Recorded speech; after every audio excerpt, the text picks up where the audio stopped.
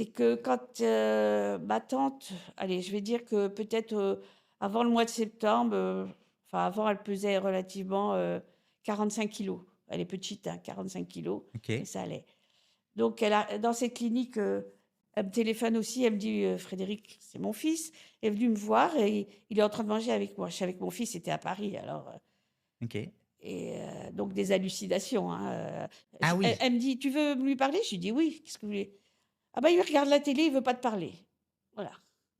Et quand on lui téléphonait, elle était à Bordeaux ou elle était à Strasbourg, enfin Ah des oui, vraiment.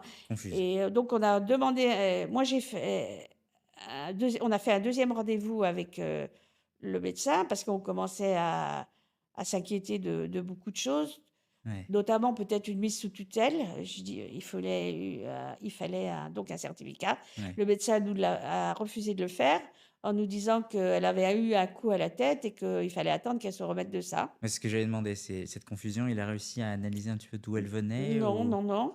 Ouais. Et donc j'ai fait un mail à ce médecin pour lui dire que j'étais pas d'accord, que de toute façon, voilà, pour moi, elle fuyait un peu ses responsabilités. Ma tante, elle Mmh. est restée 10 jours dans cette clinique en refusant de manger, de boire, c'était pas facile. Enfin, quand elle est Ah sortie, ouais. elle faisait 38 kilos. Ah ouais. Voilà, 38 kilos. Et elle refusait parce qu'elle souhaitait rentrer chez elle? Elle souhaitait rentrer chez elle, c'était pas bon, elle avait pas faim, elle avait pas soif. Ça, Mmh. c'est le gros truc qui est, le gros problème.